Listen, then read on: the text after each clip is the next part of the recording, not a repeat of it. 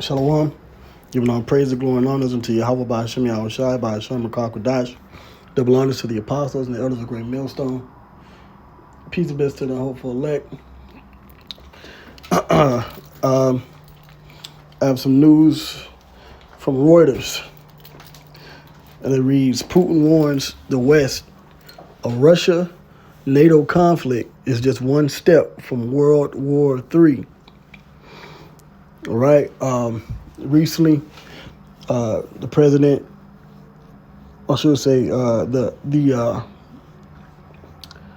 presidential election in Russia just re-elected Vladimir Putin this past week,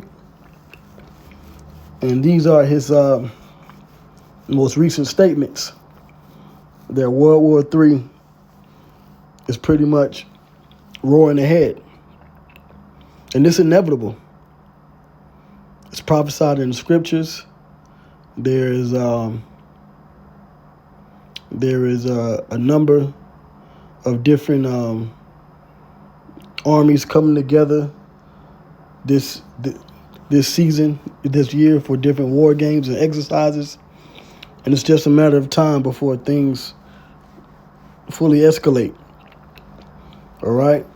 So it says Russian President Vladimir Putin warned the West on Monday that a direct conflict between Russia and the U.S.-led NATO military alliance would mean the planet was one step away from World War III, but said hardly anyone wanted such a scenario. But it's going to happen. There is no getting away from it. Okay?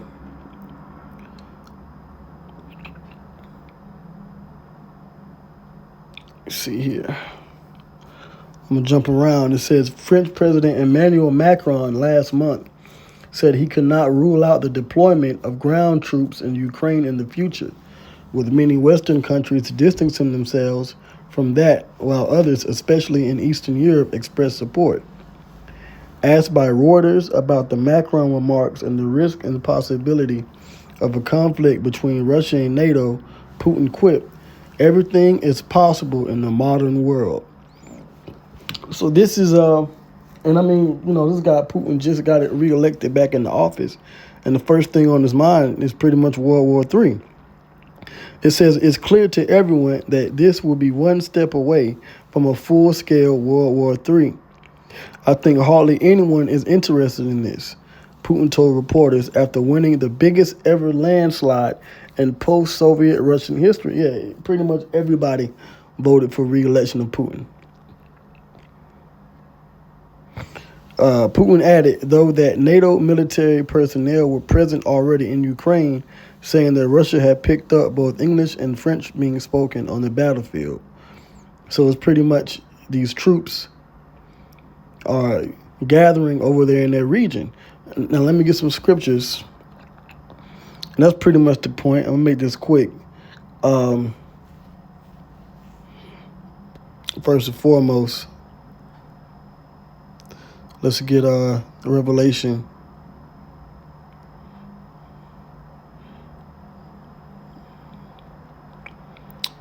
It's 11:14. Yep, so this is Revelation 11 and 14. Now this is dealing with the three woes that was prophesied in the book of Revelation here, which those three woes correlate with the three world wars. Now we've already had two woes or two world wars come to pass. So it says in Revelation 11 and 14, it says the second woe is past, and behold, the third woe cometh quickly. That is World War III, the third world war. Okay? Once certain events happen in the earth, it's going to eventually lead to these different nations fighting this so-called war to end all wars. Okay?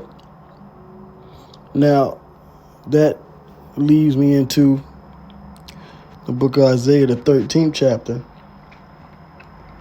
or a precept, which I want to get Isaiah 13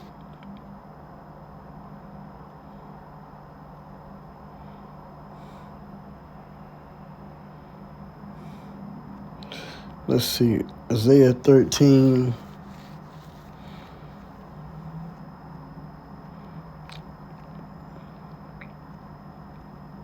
I'll get this one first up here. Isaiah 13 and 4. It says, the noise of a multitude in the mountains, like as of a great people. A tumultuous noise of the kingdoms of nations gathered together.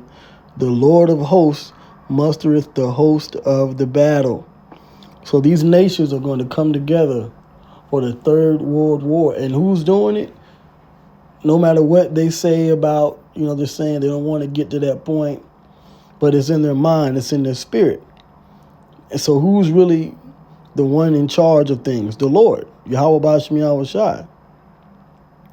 Verse 5, they come from a far country, from the end of heaven. All the different nations are coming into this region of the Middle East, right? Starting with Ukraine, right? Even the Lord and the weapons of his indignation, which are the missiles, to destroy the whole land.